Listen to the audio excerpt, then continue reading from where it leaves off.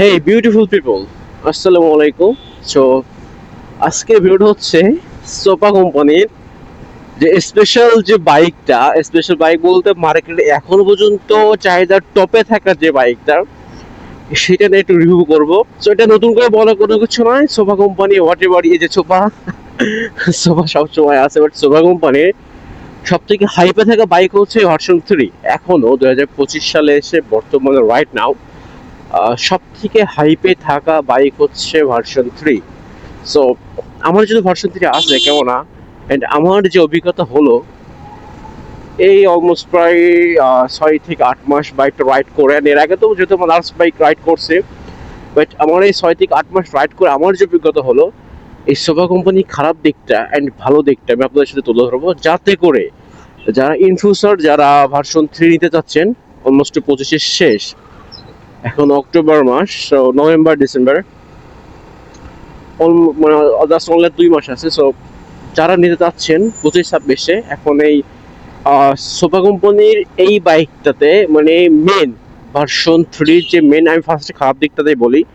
খারাপ দিক আমার চোখে দেখা খারাপ দিক খুব কমই পেয়েছি আমি।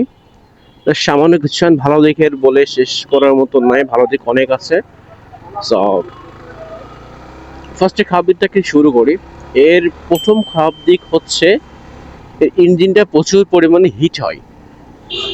যদিও লিকুইড কুল ইঞ্জিন, বাট সেই তুলনায় প্রচুর পরিমাণে ইঞ্জিন হিটিং প্রবলেম আছে এখনো পর্যন্ত। আমারও হয় অনেক সময়, যখন নর্মালি রাইড করি তখন সমস্যা হয় না, বাট যখন একটু লংয়ে চলে যায় তখন এই প্রবলেমটা আমার নিজেরও দেখা দেয়। প্রচুর পরিমাণে ইঞ্জিন হিটিং ইস্যুটা আমার হয়। আর দ্বিতীয়ত আরও বেশ কিছু প্রবলেম আছে, যেমন এই যে এই বাইকটা লং রাইডের জন্য না। মানে আপনার যদি থাকে, আপনি যদি চান যে আপনি লং রাইড করবেন, তাহলে এই বাইকটা আপনার জন্য না। হ্যাঁ, তবে এক্ষেত্রে সবার ক্ষেত্রে জিনিসটা প্রযোজ্য না। কারণ হচ্ছে যে যারা ইয়াং পোলাপান আছে, ইয়াং বয়সের ছেলে মানে ছেলে যারা, সো তাদের ক্ষেত্রে লং রাইডে আশা করা যায় সমস্যা হবে না। বাট যারা একটু বয়স্ক বা মেবি ইনজুরি আছে পিঠের দিকে, মাজায় অ্যাক্সিডেন্টাল কোনো কারণে, তাহলে সেক্ষেত্রে তাদের এই সমস্যাটা হয়ে যায়, জিনিসটা পেইন হয়। অ্যান্ড আর একটা হচ্ছে এর সিটিং পজিশনটা খুব একটা বেশি ভালো নয়। আর একটা খারাপ ব্যাড সাইড, সিটিং পজিশনটা খুব একটা বেশি ভালো না। কারণ এর যে মানে স্পোর্টস বাইকের সিটিং পজিশন এইটাই মাস্ট, সবসময় এটাই থাকে। বাট যেহেতু লিন হয়ে চালানো লাগে, একটু বেশি দেখা যাচ্ছে যে বেশিক্ষণ রাইড করলে বা লং নিয়ে গেলে তখন ব্যাক পেইনের সময়টা শুরু হয়। ব্যাক পেনের সমস্যাটা সবসময় হয়। আমার তো নি পেন আছেই, বা হাতের কবজিতে এই ব্যথাগুলো হয়, যে অলরেডি দেখা যাচ্ছে এখানে অলরেডি কিন্তু দাগ হয়ে আছে মাথার এখানটাতে। সো এই জিনিসগুলো হয়। আর এছাড়া আছে দেখা যাচ্ছে আপনার ট্যুরের জন্য ওই বাইকটা কিন্তু না, এটা না। অনেকেই ট্যুরে নিয়ে যায়, ট্যুরের জন্য না আমার বলা ভুল, বা ট্যুর করা যায় বাইকটা নিয়ে, ম্যাক্সিমাম অনেকে সবাই ট্যুরে যায়, কিন্তু এটা কিন্তু ট্যুরের জন্য না, স্পোর্টস বাইক ট্যুরের জন্য না। যদি আপনার সেই ক্যাপাবিলিটিটা থাকে, বা আপনার শরীরে সেই পাওয়ারটা থাকে, সেই এনার্জিটা থাকে, তাহলে আপনি অবশ্যই ট্যুরে নিয়ে যেতে পারবেন। বাট এইটা কিন্তু ট্যুরের জন্য না, এটা সিটির জন্য কিছুক্ষণ রাইড করবেন তাহলে ঠিক আছে। বাট ট্যুরে নিয়ে যাওয়ার জন্য আমি বলবো ভি3 না, বা কোনো যে কোনো স্পোর্টস বাইক হোক, ভি3 হোক, সিবিআর হোক, জে6আর হোক, র্যাপসোল যেটাই হোক, বা জিপিএক্স ডেমন যেটা হোক না কেন, এগুলো ট্যুরের জন্য না। কারণ খুব বেশি ব্যাক পেইন, নি pain and others shoulder pain, যে কোনো মানে এতে ইনজুরি বা যে কোনো সমস্যা হতেই পারে। তো একটা হচ্ছে বাইকের ব্যাক সাইড বা খারাপ দিক। আর এর দামটা একটু হাই। এই 2025-26 সালে এসে এখনো ইন্ডিয়ানটা আমার যেহেতু মানে আমার এটা যদি ইন্ডিয়ান ভেরিয়েন্ট, এখনো 5,25,000 টাকা দিয়ে বাইকটা কেনা লাগে। সো সেই তুলনায় বাইকের দামটা একটু হাই। অ্যান্ড এর থেকে জিএসএক্স এর দামটা একটু কম ছিল, বাট ওরা হায়ার সিসি লঞ্চ করার পরে জিএসএক্স এর 150 দামটা সেম করে দিয়েছে। সো সেই তুলনায় এই বাইকের দাম এখন আমার মতে আপাতত ঠিক আছে। বাট আবার ভার্সন 4 বা ভার্সন মানে আরো এম এর তুলনায় বাইকের দাম মোটামুটি সব থেকে ভালো, এখন ভালো প্রাইস আছে। অ্যান্ড এই বাইকের বর্তমান যে চাহিদা ভাই, মার্কেট ভ্যালু প্রচুর, মার্কেটে প্রচুর ডিমান্ড এখন ভার্সন 3, যাদের একটু টাকা আছে and যারা জেএসএক্স এর লাভার, মানে লাভার, শুধু তারা তারা শুধু জেএসএক্স কিনতেছে। বাট আমাদের মতন যারা আছে, যারা একটু মডিফাই বা একটু করতে চায়, তারা ডাইরেক্টলি ভি3 তে শিফট হয়ে যাচ্ছে। যে জেএসএক্স এ চাচ্ছিল, জেএসএক্স এর বাজেট যেহেতু প্রথম দিকে একটু কম ছিল, তখন জেএসএক্স এর মানুষ নিচ্ছে। বাট এখন যেহেতু জেএসএক্স এর আর ভি3 এর দাম সেম, দ্যাটস ওয়াই ম্যাক্সিমাম মানুষ ভি3 তে শিফট হয়ে যাচ্ছে। বাট ইন্ডিয়ানের আমি একটা প্রবলেম দেখছেন, আমারটা তো আছে সেম, ট্যাঙ্কির এখানে যে পোষণগুলা এইটা একটু বেশি নরম, একটু চাপ লাগে এখান থেকে ফাঁকা হয়ে যায়, আর একটু গুতা দিলে ঠিক হয়ে যায়। তবে বাইক কিনে গুতাগুতি করাটা আমার মতে খুব একটা বেশি যুক্তিসাধ্য না। ইয়ামাহার এটাকে একটু নজর দেওয়া উচিত, যদি এখন তারা নতুন বাইক লঞ্চ করছে, বাট এটাকে এখনো মার্কেটে প্রচুর ডিমান্ড ভাই। V3 অ্যান্ড এফজেডএস ভার্সন 2 যেটা আর সোফা, বাট ওটার আর এটার মার্কেটে ব্যাপক চাহিদা, এখনো পর্যন্ত ভার্সন 3 ব্যাপক চাহিদা। অ্যান্ড এটা যদি ভালো দিকে আসে, ভালো দিকে ভাই এটা বলার কোনো শেষ নেই। ফার্স্টে বলতে এর গুড লুকস ভাই, এর তো সেই চোখের যে লুকটা, ডাইনামিক যে চোখের যে লুকটা, ওটা অলরেডি মারাত্মক। বাট এই যে ওই লুকসের কারণে ম্যাক্সিমাম মানুষ ভার্সন 3টা নেয়। আর একটা ভালো দিক হচ্ছে এটা যে কোনো ভাবে মডিফাই করা যায়। আপনি ভার্সন 4 বা আরো এম কিন্তু মড করতে পারবেন না, আপনার মনের মতন করে মড করতে পারবেন না, বাট ভার্সন 3 আপনি আপনার মনের মতন করে মড করতে পারবেন। আমি যেমন করছি, সামনের লুকটা পুরাই চেঞ্জ, এন্ড পাশে বডি আদার্স সব দিক থেকে প্রায় সেমই থাকে, বাট সামনের লুকটা আমি পুরোপুরি চেঞ্জ করছি। এন্ড বেনাবল আপাতত এক পিসে আছে আমার এটা, এন্ড আপনি আপনার মতন করে চেঞ্জ করে নিতে পারবেন। আর আরো একটা সাইড আছে, পারফরমেন্সটা অনেক বেশি ভালো, ভার্সন 3 পারফরমেন্সটা অনেক বেশি ভালো।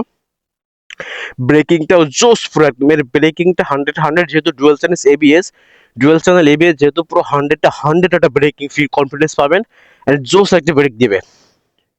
এন্ড মাইলেজটা যথেষ্ট পরিমাণ ভালো, অন্যান্য বাইকের তুলনায় মাইলেজটা ভালো, অ্যান্ড মানে স্পোর্টসের তুলনায় মাইলেজটা যথেষ্ট পরিমাণে ভালো। আমি নর্মালি 42-43 পাই, অ্যান্ড যদি অকটেন বেশি ভালো হয়, বুস্টার যদি চালানো যদি সেভাবে হয়, তাহলে 45-এর প্লাস পাই, আমি 45-এর প্লাস পাই মাইলেজ। সো মানে যথেষ্ট পরিমাণ ভালো। আর V3 নিয়ে একটা বেশ কিছু মানে ডিটেলস বলা যায় যে V3, আমি এমন অনেকে শুনছি যে V3 যার মানে V3 আছে তার কাছে মেয়ে পড়ানোর কোনো ব্যাপারই না। আহ এটা কতটা মানে যুক্তিকর আমি জানি না, বাট মানে এই জিনিসটা আপনি বলতে পারেন যাদের একটু গার্লফ্রেন্ড নাই বা গার্লফ্রেন্ড পটাবেন বা গার্লফ্রেন্ড প্রয়োজন, তাছাড়া একটা ভিজিট নিতে পারেন, একটু মটকট করে নিতে পারেন, তাহলে আই হোপ যে গার্লফ্রেন্ডটা হয়ে যাবে। কারণ আমি দেখছি মেয়েরা আর কোনো বাইক চিনুক বা না চিনুক, V3 চিনেই। R15 V3 তারা চিনবে, আর কোনো বাইক তারা চিনুক বা না চিনুক। সো এই বাইকটা চেনার রিজন কি আই ডোন্ট নো, বাট এরা V3 চিনবে। অ্যান্ড এমনও কথা আছে, আমি টিকটকে দেখছি বা ফেসবুকে অনেক ইনফ্লুয়েন্সারকে দেখছি, এমনও কথা আছে যে যার V3 আছে তার কাছে মেয়ের কোনো অভাব নেই, মেয়ে পড়বেই 100-তে 100, মেয়ে আজকে হোক বা কালকে হোক পড়বেই, একটা জায়গায় দুইটা পড়বে, দুইটা জায়গায় চারটা পড়বে, আর মেয়ে পড়বেই। অ্যান্ড আমার নজরে ভালো খারাপের দিক জাস্ট আপাতত এগুলাই পাইছি, বাট বাইকটা ওভারঅল সব দিক থেকে ভালো। অ্যান্ড আমি 6 মাস এক্সপিরিয়েন্সে যেটা সব থেকে বেশি পেলাম, আমার এই হাতের তালুটা লাল হয়ে যায়।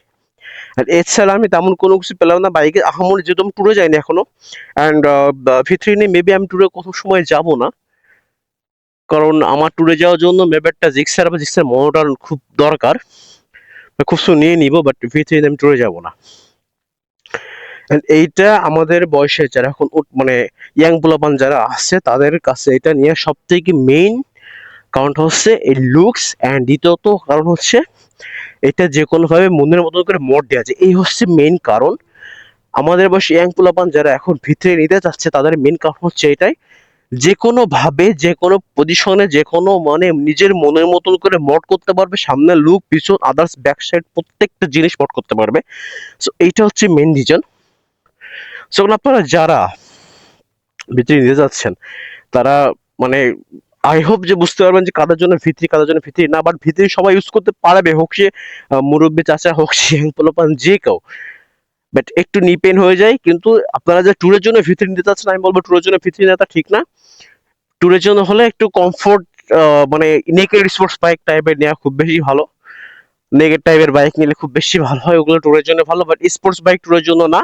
ট্যুরের জন্য আপনি চাইলে আপনার যে শরীরে যে এনার্জিটা থাকে তাহলে আপনি আশা করেন যে আপনি এটা নিতে পারবেন, বাট যদি সে এনার্জিটা না থাকে তাহলে এই বাইকগুলো নিয়ে আপনার কোনো প্রয়োজন নাই। অ্যান্ড সোপা কোম্পানির বাইকের এসিআর যে বাইকগুলা, ওর মধ্যে শুধু R15 ভার্সন 3 আর এফজেডএস ভার্সন 2 ডিমান্ড একটু মার্কেটে বেশি, বাদ বাকি বাইকগুলো আই ডোন্ট নো কি কি অবস্থা।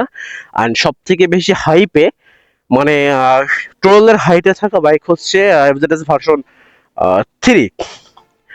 এফজেডএস ভার্সন 3 যে নতুন মডেল আসছে ওটা তো মেন পুরো সোফা। সো 2.5 লাখ টাকা দিয়ে সোফা কেনা আমার মতে কোনো যুক্তিকর না, ওর থেকে আপনি এফজেডএস ভার্সন 2 নিতে পারেন। আমি ইয়ামাহাকে প্রমোট করতেছি না, আমি জাস্ট আমার রিয়েল এক্সপিরিয়েন্সটা বলতেছি। সো আর যদি কিছু বাজার বাড়াতে good looking and sports bike, তাহলে দিস ইজ গুড এনাফ। এর উপর এখন আপাতত আমার চয়েস আর কোনো কিছু নাই। আর আমি চাইলে ভার্সন 4 নিতে পারতাম, বাট আমি ফার্স্টের ভিডিওতে বলছিলাম যে আমি বাইক মোড করবো, দ্যাটস আমার এই বাইকটা নেওয়া। ভার্সন 3 নিয়েছিলাম, এন্ড ইন্ডিয়ানটা থেকে যদি ইন্দোতে তাহলে বেশি ভালো হতো, বাট আমার ইন্দো থেকে ইন্ডিয়ানের সাসপেনশনটা বেশি ভালো লাগে, সামনে যে সাসপেনশনটা ওটা বেশি ভালো লাগে, এটাই। সো আপনারা যারা ভার্সন 3 রাইট নাও 2025-26 নিতে যাচ্ছেন তাদের বলবো অবশ্যই নিতে পারেন, যদি দাম একটু কমে। আমি ইয়ামাহাকে বলবো যদি R15 ভার্সন 3 দামটা একটু কমানো যায়, যেহেতু মার্কেটে প্রচুর হাইপে আছে। আমি জানি এখানে কোম্পানির লাভের শতাংশটা তো বেশি, বাট যদি একটু কমানো যায় তাহলে মেবি এর চাহিদাটা আরো বেশি বেড়ে যাবে। ভার্সন 3 চাহিদা এমনিতেই মার্কেটে অনেক বেশি, অ্যান্ড যদি এর একটু মার্কেট প্রাইসটা অন্যান্যদের তুলনায় একটু কমানো যায় তাহলে চাহিদাটা আরো বেশি বেড়ে যাবে, এর ডিমান্ডটা আরো বেশি বাড়বে। সো আজ এই পর্যন্তই। আই হোপ এই ভিডিওটা আপনারা বুঝতে পারছেন যে ইয়ামাহা ভার্সন 3 2025-26 কাদের জন্য কেনা ঠিক হবে। সো আজ এই পর্যন্তই, দেখা হচ্ছে অন্য কোনো ভিডিওতে। আল্লাহ হাফেজ, সবাই ভালো থাকবেন।